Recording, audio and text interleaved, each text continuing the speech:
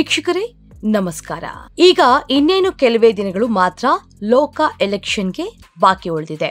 ಈ ಸಂದರ್ಭದಲ್ಲಿ ಯಾವ ಪಕ್ಷ ಯಾವ ಅಭ್ಯರ್ಥಿಯನ್ನ ಕಣಕ್ಕಿಳಿಸುತ್ತೆ ಅನ್ನೋದು ತುಂಬಾನೇ ಕ್ಯೂರಿಯಾಸಿಟಿನ ಹುಟ್ಟಿಸಿರುವಂತ ವಿಚಾರ. ಕಾರಣ ಇಷ್ಟೇ, ಅಭ್ಯರ್ಥಿಗಳನ್ನ ತುಂಬಾನೇ ಅಳೆದು ತೂಗಿ ಅವರು ಕ್ಷೇತ್ರಕ್ಕೆ ಅನೌನ್ಸ್ ಮಾಡಬೇಕಾಗತ್ತೆ.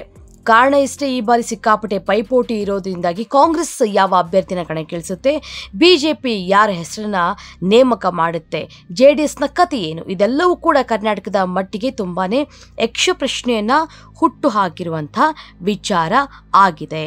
ಈಗ ಸದ್ಯಕ್ಕೆ ನಾವು ನೋಡ್ತಾ ಇರೋ ಪ್ರಕಾರ ಕಾಂಗ್ರೆಸ್ನ ಮೊದಲ ಅಭ್ಯರ್ಥಿಗಳ ಪಟ್ಟಿ ಬಿಡುಗಡೆಯಾಗಿದೆ. ಅದಕ್ಕೆ ಸಂಬಂಧಪಟ್ಟಂತ ಒಂದಿಷ್ಟು ಇನ್ಫಾರ್ಮೇಶನ್ಸ್ ಹಾಗೇನೆ ರಾಜಕೀಯವಾಗಿ ಒಂದಿಷ್ಟು ಚರ್ಚೆ ಮಾಡ್ತಾ ಹೋಗೋಣ ಬನ್ನಿ ಈ ವಿಡಿಯೋದಲ್ಲಿ.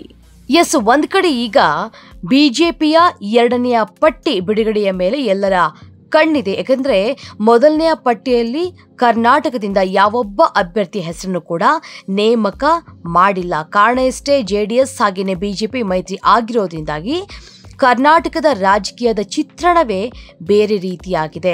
ಇಡೀ ಭಾರತದ ಚಿತ್ರಣ ಒಂದು ರೀತಿಯಾಗಿದ್ರೆ ಕರ್ನಾಟಕದ ರಾಜಕೀಯ ಚಿತ್ರಣವೇ ಬೇರೆ ರೀತಿಯಾಗಿದೆ. ಹೀಗಾಗಿ ಮೊದಲ ಪಟ್ಟಿಯಲ್ಲಿ ಕರ್ನಾಟಕದ ಯಾವೊಬ್ಬ ಅಭ್ಯರ್ಥಿ ಹೆಸರನ್ನ ಘೋಷಣೆ ಮಾಡಿಲ್ಲ. ಆದರೆ ಎರಡನೆಯ ಪಟ್ಟಿಯಲ್ಲಿ ಯಾರಿಗೆ ಬಿಜೆಪಿಯ ಹೈಕಮಾಂಡ್ ಮಣೆ ಹಾಕುತ್ತೆ ಅನ್ನುವಂಥ ಒಂದು ಕ್ಯೂರಿಯಾಸಿಟಿ ಇದೆ.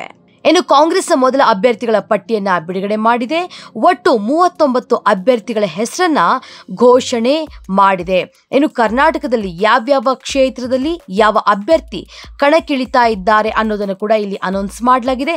ಒಟ್ಟು ಕರ್ನಾಟಕದಿಂದ 7 ಲೋಕಸಭಾ ಕ್ಷೇತ್ರಗಳಿಗೆ ಅಭ್ಯರ್ಥಿಗಳ ಪಟ್ಟಿಯನ್ನ ಘೋಷಣೆ ಮಾಡಲಾಗಿದೆ.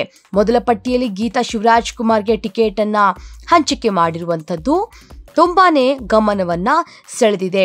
ಇನ್ನು ರಣಕಣ ಮಂಡ್ಯದಲ್ಲಿ ಸ್ಟಾರ್ ಚಂದ್ರುಗೆ ಟಿಕೆಟ್ ಅನ್ನ ನೀಡಲಾಗಿದೆ. ಯಾಕಂದ್ರೆ ಚಂದ್ರು ಅವ್ರನ್ನ ಕಣಕ್ಕಿಳಿಸ್ತಾರೆ ಮಂಡ್ಯದಿಂದ ಅಂತ ಹೇಳಲಾಗ್ತಾ ಇತ್ತು. ಆದ್ರೆ ಕೊನೆಯ ಒಂದು ಕ್ಷಣದಲ್ಲಿ ಯಾರನ್ನ ಕಣಕ್ಕಿಳಿಸಬಹುದು, ಏನಾದರೂ ಬದಲಾವಣೆ ಆಗ್ಬೋದಾ ಅನ್ನುವಂಥ ಒಂದು ಕ್ಯೂರಿಯಾಸಿಟಿ ಇತ್ತು. ಆದ್ರೆ ಆಲ್ಮೋಸ್ಟ್ ಸ್ಟಾರ್ ಚಂದ್ರುಗೆ ಮೀಸಲು ಈ ಕ್ಷೇತ್ರ ಅಂತ ಹೇಳ್ತಾ ಇದ್ರು.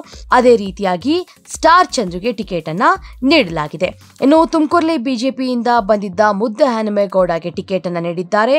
ಅಂದ್ರೆ ಒಟ್ಟಾರೆಯಾಗಿ ಯಾವ್ಯಾವ ಕ್ಷೇತ್ರ ಯಾರ್ಯಾರು ಅಂತ ನೋಡೋದೇ ಆಗಿದ್ದಲ್ಲಿ ಶಿವಮೊಗ್ಗದಿಂದ ಗೀತಾ ಶಿವರಾಜ್ಕುಮಾರ್, ತುಮಕೂರಿಂದ ಮುದ್ದೆ ಹನುಮೇಗೌಡ, ಬೆಂಗಳೂರು ಗ್ರಾಮಾಂತರದಿಂದ DK ಸುರೇಶ್, ಹಾಗೇನೆ ಹಾಸನದಿಂದ ಶ್ರೇಯಸ್ ಪಟೇಲ್, ವಿಜಯಪುರದಿಂದ HR ಅಲಗೂರು, ಮಂಡ್ಯದಿಂದ ಸ್ಟಾರ್ ಚಂದ್ರು, ಹಾವೇರಿಯಿಂದ ಆನಂದ ಸ್ವಾಮಿ ಗಡ್ಡದೇವರಮಠ. ಮೊದಲ ಪಟ್ಟಿಯಲ್ಲಿ ಕರ್ನಾಟಕದ 7 ಜನರಿಗೆ ಮಾತ್ರ ಟಿಕೆಟ್ ಅನ್ನ ಮೀಸಲಿಟ್ಟಿರುವಂತದ್ದು. ಕಾಂಗ್ರೆಸ್ ಮೊದಲ ಪಟ್ಟಿಯಲ್ಲಿ ಕರ್ನಾಟಕದವರಿಗೆ ಮಣೆಯನ್ನ ಹಾಕಲಾಗಿದೆ. ಇನ್ನು ಬಿಜೆಪಿ ಕಡೆಯಿಂದ ಮೊದಲ ಪಟ್ಟಿಯಲ್ಲಿ ಹೆಸರು ನೇಮಕ ಆಗಿರಲಿಲ್ಲ. ಎರಡನೇ ಪಟ್ಟಿಯಲ್ಲಿ ಯಾರ ಹೆಸರು ಬರಬಹುದು ಅನ್ನುವಂತಹ ಕ್ಯೂರಿಯಾಸಿಟಿ ಇರೋದ್ರಿಂದಾಗಿ ಕಾದ್ ನೋಡ್ಬೇಕಾಗುತ್ತೆ. ಬಿಜೆಪಿಯ ಪಟ್ಟಿ, ಎರಡನೆಯ ಪಟ್ಟಿ, ಮುಖ್ಯವಾಗಿ ಯಾರೆಲ್ಲ ಹೆಸರನ್ನ ಅಲ್ಲಿ ನೇಮಕ ಮಾಡಿರ್ತಾರೆ ಅನ್ನುವಂಥ ವಿಚಾರವನ್ನ.